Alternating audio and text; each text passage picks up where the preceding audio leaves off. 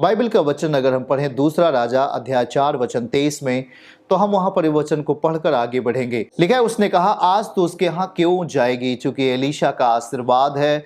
और कुलीन स्त्री को एक बेटा उत्पन्न हुआ और वह कुछ बड़े होने के बाद वह बेटा मर जाता है। जब बेटा मर जाता है तो वह एलीशा के बेड पर उसे लिटा करके वो एलीशा के पास चल देती है कुलीन स्त्री।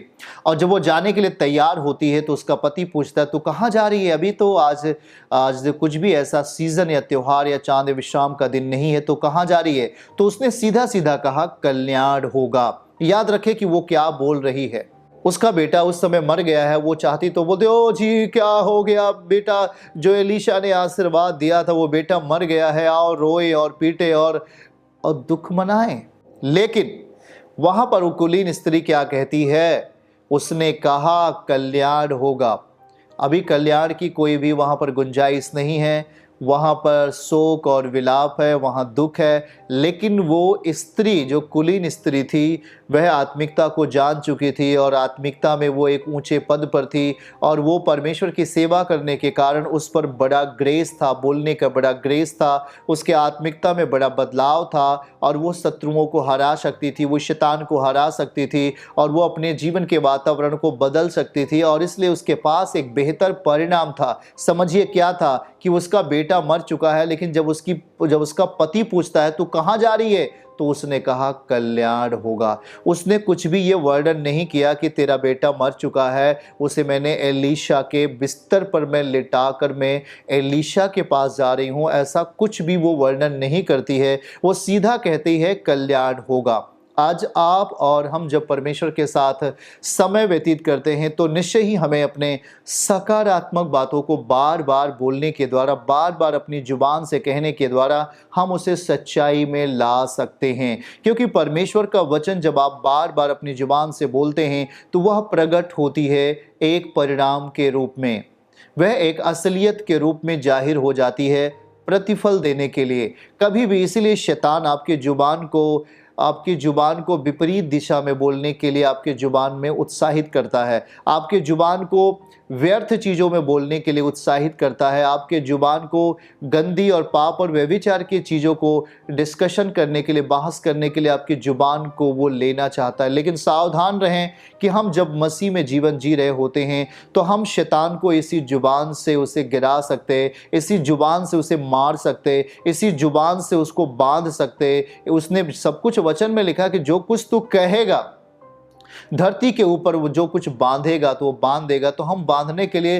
मन का प्रयोग नहीं करेंगे, परंतु बांधने के लिए अपनी जुबान का प्रयोग करेंगे। और जैसे हम जुबान से परमेश्वर के वचन को लेकर बात करते हैं, शैतान गिर जाता है। अब यीशु मसीह से शैतान जब बात कर रहा था तो वहां पर यीशु मसीह ने मन में होकर बात थोड़ी किया। उसने बोला, अपनी जुबान से भी बोला, लिखा है, लिखा है। वो बोला, वो लिखा है, ऐसा करके बोलता है, लिखा है। तो आप जानते हैं कि हम जब भी इस आत्मिक दुनिया के इस बुरा आत्मिक दुनिया में बुरे आत्माओं से लड़ने के लिए हमें अपनी जुबान का इस्तेमाल किस रीत से कहना चाहिए। इसलिए बाइबल कहता है कि यदि तेरा कुल्हाड़ा थोथा है तो याद रहे कि हमारे लिए अधिक परेशानी होगी, अधिक कष्ट उठाना होगा, अधिक समय लगेंगे। हमें अपनी इस जुबान को पैना बनाना चाहिए, अपनी जुबान में शक्तिशाली वचनों का प्रयोग करके हमेशा बोलते रहना चाहिए। आप चाहे उसके गीत ही गुनगुनाएं, आप चाहे उसके भजन ही गाएं, आप चाहे उसके केवल एक ही वचन को लेकर आप दिन भर बोलते रहें, आप उसके साथ धन्यवाद करें, कभी मन से कभी जुबान से। लेकिन जब हमें आवश्यकता पड़ती है तब हम अपनी जुबान को परमेश्वर के राज्य के लिए एक हथियार के रूप में हम इस्तेमाल कर लेते हैं। हालेलुया। तो आपने ये देखा कि जैसे कि कुलीन स्त्री है, उसका बेटा मर चुका है, तो वहां पर कुछ भी ठीक नहीं है, कुछ भी सही नहीं है। लेकिन वो कुलीन स्त्री कहती क्या है? कहती है कुशल होगा। ये नहीं कहती कि तेरा बेटा मर गया है। वह शोक पर शोक नहीं बोलती है, नहीं बोलता है। याद रहे, वो कहती है कुशल होगा। उसका पति पूछता है, वो बोलती है कुशल होगा। मतलब ये कि वो अपनी जुबान को, अपनी जीभ को, अपने विवेक को शुद्ध स्थान में रख करके सकारात्मक बातों को बोलती है। आप परमेश्वर के साथ जब समय व्यतीत करते हैं, हमारी जुबान बहुत महत्वपूर्ण है। यदि हम अपनी जुबान से बक बक करते रहें, तो बाइबल कहती है कि प्रार्थना में यदि बक बक करोगे तो अधिक बोलने से आपकी कदापि सुनी नहीं जाएगी, लेकिन वही सुना जाएगा जो परमेश्वर के साथ, उसके वचन के साथ मिला हुआ होगा। जब आपकी प्रार्थनाएं चलती हैं तो वचन के साथ होनी चाहिए, जब आपकी आराधना होती है तो वचन के साथ होनी चाहिए, आपका भक्तिमय जीवन परमेश्वर के वचन के साथ होना चाहिए। वह उन चीज़ों को सुन लेता है जो वचन के साथ होता है, आत्मा की अगुवाई में होता है। प्रिय भाई बहनों, हम देखते हैं कि वो कहता है, वो स्त्री बोलती है कि हाँ कुशल होगा, ये वो क्या लिखता है, कल्याण होगा, वहाँ पर लिखा है कल्याण होगा। वो बोल सकती थी कि हाँ तेरा बेटा मर गया है, जो पैदा हुआ था उसके सर में भारी दर्द हुआ और वो मर गया, लेकिन वो कहती है कल्याण होगा। ये इसकी जुबान का प्रतिफल था। वो बोल करके चली जाती है, और जब वो जाती है तो एलीसा के पास पहुंचने के बाद एलीसा ने अपने सेवक गेहजी को अपनी छड़ी देता है और कहता है कि ले इसे और जा उस मरे हुए लड़के को ऊपर रख देना और वो जिंदा हो जाएगा। और वो फिर वही एक बात कहता है रास्ते में कहीं नहीं बोलना, किसी से बात नहीं करना। वहाँ पर लिखा है, तब एलीशा ने गेहजी से कहा, अपनी कमर बांध और मेरी छड़ी हाथ में लेकर चला जा। मार्ग में यदि कोई तुझे मिले तो उसका कुशल ना पूछना, मतलब बोलना नहीं, ना तेरा कुशल पूछे तो उसको उत्तर देना, मतलब बोलना नहीं, और मेरी यह छड़ी उस लड़के के मुंह पे धर देना, मतलब सावधान, अपनी जुबान को बंद करके रखना। ऐसा ना हो कि तू कुछ बोल करके सब कुछ गंवा बैठे। लेकिन ऐसा होता है कि जब वो छड़ी पा जाता है एलीशा का, तो वो रास्ते में कई जगहों पर रुकता हुआ और परमेश्वर के दास की आज्ञाओं का उल्लंघन करता हुआ वो बोलता है और व्यर्थ बातें बोलता है, कुछ अहंकार की बातें बोलता होगा और बहुत सारी फालतू चीज़ें बोलता हुआ जाता है। लेकिन वहाँ पहुँचते ही उसका बेटा, कुलीन स्त्री का बेटा, जिंदा नहीं होता है। कारण क्या है? उसने सब कुछ रास्ते में खो दिया जो उसे परमेश्वर के दास ने मना किया था। रास्ते में ही बोल करके उसने ख़त्म कर दिया जो उसको वहाँ जाकर बोलना चाहिए था, या वहाँ जाकर के चुपचाप उस अभिषेक में उस क्षण को उसके ऊपर रखना चाहिए था। लेकिन उस व्यक्ति ने, गेहजी ने, रास्ते में ही बोल करके या अपनी बड़ाई करके या अपने आप को बड़ा दिखा करके, ऐसी व्यर्थ बातों को करके, व्यर्थ स्वभावों को प्रकट करके गेहजी ने अपने सब कुछ को गंवा दिया और वहाँ आने के बाद लड़का जीवित नहीं होता है। याद रहे जुबान कितनी महत्वपूर्ण है। वो बोलने के लिए मना करता है। अगर आप कुछ भी व्यर्थ बातों को बोलेंगे तो आप जो कुछ भी आपके पास होगा वो व्यर्थ चीजें में बदल जाएंगी। हाँ, आपके पास कितनी भी इंपॉर्टेंट कुछ भी चीजें क्यों ना हो, यदि आप व्यर्थ चीजें बोलते हैं तो वो व्यर्थता में बदल जाएगी। और वो यही हुआ कि एलीशा ने जो कुछ कहा था, जो कुछ उसको दिया था छड़ी, वो होता जो उसने कहा था, लेकिन कुछ भी नहीं हुआ। फिर लास्ट में एलीशा को जाना पड़ा और एलीशा ने प्रेयर किया और वो लड़का जिंदा हुआ।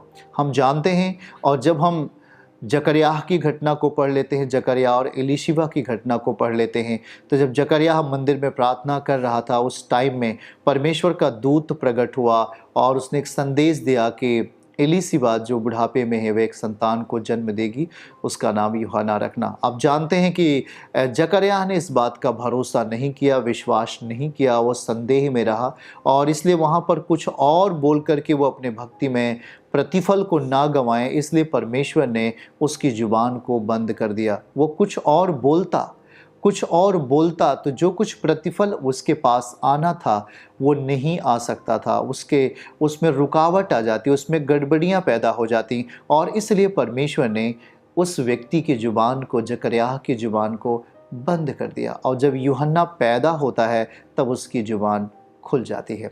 तो प्रिय भाई बहनों, हम जब परमेश्वर के साथ समय गुजारते हैं, इसीलिए यहाँ पर हम लिखा है कि 9 में लिखा है कि यदि तू अपने मुंह से यीशु को प्रभु जानकर अंगीकार करे, क्योंकि आपकी जुबान पुनरुत्थान की सामर्थ्य बन सकती है, पुनरुत्थान की सामर्थ्य को बोल पाएगी और पुनरुत्थान की घटना को वो अपने जीवन में भी कर सकती है। जैसे कि पतरस मरे हुए लोगों को जिंदा करता है, जैसे कि मंदिर पर बैठने वाले सुंदर फाटक पर कहता है कि मेरे पास सोना चांदी नहीं है, जो कुछ मेरे पास है मैं तुझे देता हूँ, उठ उठ और चल फिर, वो उठता और चलने फिरने लगता है। यह एक उसके जुबान की एक सामर्थ्य थी। हालेलुया। आप जानते हैं कि प्रभु यीशु मसीह ने क्या कहा लाजर से, हे लाजर जिंदा, हे लाजर कब्र से बाहर आ जा, और वो कहते ही कब्र से बाहर आ गया।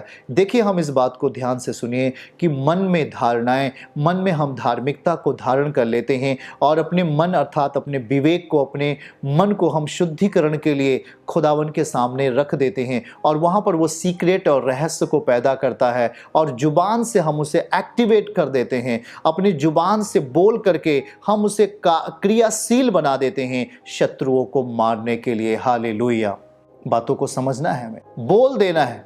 जैसे यीशु मसीह ने क्या कहा, वह जब उसे भूख लगी प्रभु को, और वह एक अंजीर का पेड़ देखकर के, हरा भरा पेड़ देखकर उसके पास गए, उसने क्या कहा, वहां जाकर देखा तो उस अंजीर के पेड़ में कोई फल नहीं था, तो प्रभु ने कहा कि तो सूख जाए, और वो सूख गया। जब वापस आते समय उन्होंने देखा कि पेड़ पूरी रीति से सूखा हुआ है। चेलों ने कहा, स्वामी ये कैसे हो गया, आपने जो इसे कहा था ये सूख गया। प्रभु ने कहा, वो तू भी कर सकता है, यदि तू विश्वास करता है तो वो तू भी कर सकता है। मतलब यदि हम अपनी जुबान को प्रयोग करें सही अर्थों में, सही मायनों में, तो वो चीज़ें सामने हो सकती हैं। इसीलिए जब आप अपने जीवन में किसी चीज़ से परेशान होते हैं, दुख में होते हैं, पीड़ाओं में होते हैं, तो आपके पास एक हथियार होता है, जुबान। आप जुबान का प्रयोग करके आप शैतान के कामों को नाश होते हुए देख सकते हो, बीमारियों को आप नष्ट करते हुए या बीमारियों को जाते हुए आप देख सकते हो, उन्हें का आप खत्म कर सकते हो, उसका बल आप तोड़ सकते हो, लेकिन आप अपनी जुबान को उसकी महिमा के लिए रखो। हालेलुया। चर्च की सभी प्रार्थनाओं को और परमेश्वर के दास के द्वारा टीचिंग सुनने के लिए और अपडेट्स को जानने के लिए हमारे इस चैनल को सब्सक्राइब करें और साथ में बेल आइकन को जरूर दबाएं, ताकि जब भी लाइव प्रार्थना हो तो सबसे पहले आप देख सकें।